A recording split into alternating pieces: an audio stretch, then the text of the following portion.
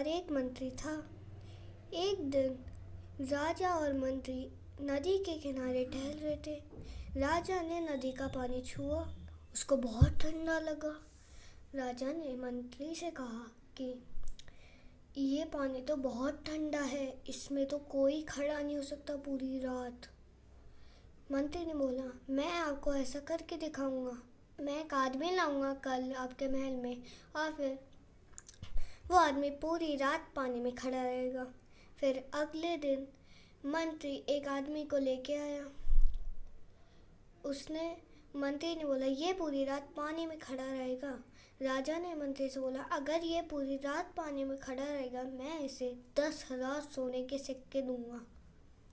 फिर उसी रात को राजा ने बोला कि मैं इसके साथ 2 सिपाही भेजूंगा।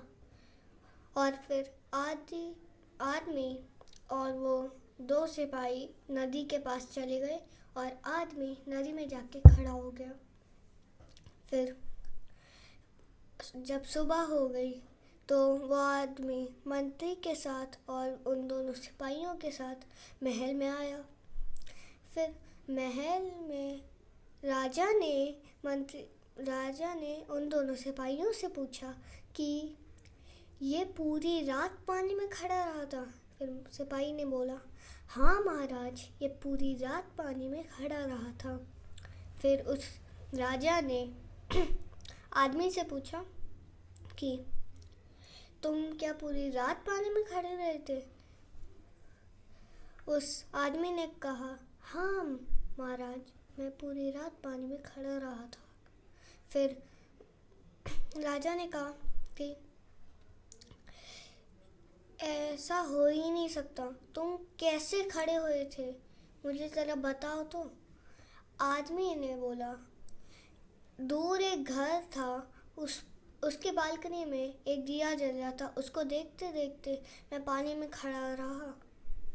राजा ने बोला, इसने बेईमानी की है, इसको कोई इनाम नहीं मिलेगा। फिर वो आदमी रोते रोते वहाँ उस महल से चला गया। फिर उस मंत्री ने सोचा, ये तो इस आदमी के साथ बहुत बुरा हुआ, मैं क्या करूं? फिर उस मंत्री को एक सुझाव आया। उसने राजा से बोला कि कल क्या महाराज, आप कल मेरे साथ भोजन करेंगे मेरे घर पे?